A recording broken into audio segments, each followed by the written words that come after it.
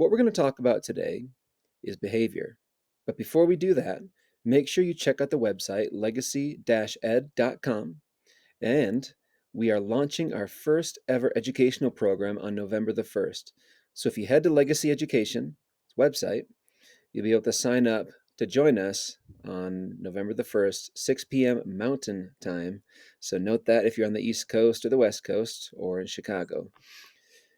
There's two types of behaviors that we try to fix in school, at home, whether it's with ourselves or whether it's with a kid or whether it's even with a spouse or whomever we work with, right? So the two types of behaviors are start behaviors, things we want people to start doing, and stop behaviors, things we want people to stop doing. Now, often it's those stop behaviors that really get in the way, and that's why we address stop behaviors first. So let's say your son or daughter or student is doing something that you want them to stop doing. You'll just make a very clear directive. Stop doing X, Y, and Z. And then you just wait 5 to 10 seconds for them to stop doing that. In waiting that time and not saying anything or not showing any emotion, what you do is you give them time to process what you've said, for their anxiety levels to drop because you've confronted them and they know that you've confronted them and want them to stop. And so initially their anxiety might shoot up. But then once you give them that time and that space, that lowers that anxiety and allows them to think about what you've said.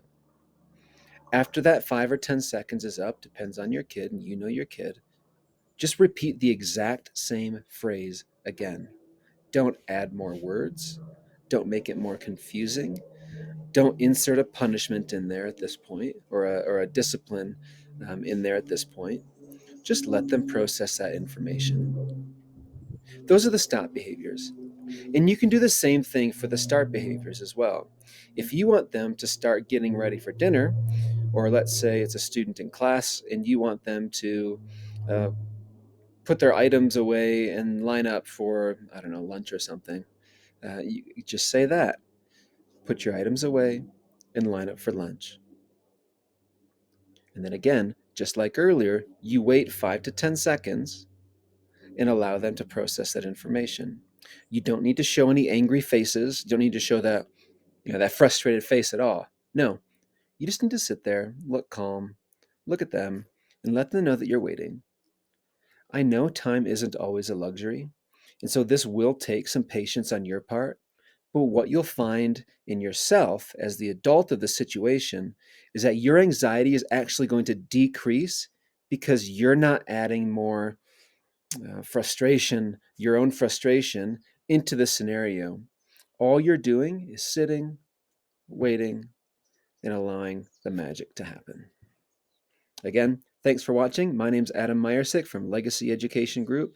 Check out our website and join me on November the 1st, where we launch the Neurodiversity and Inclusion Learning Environments program.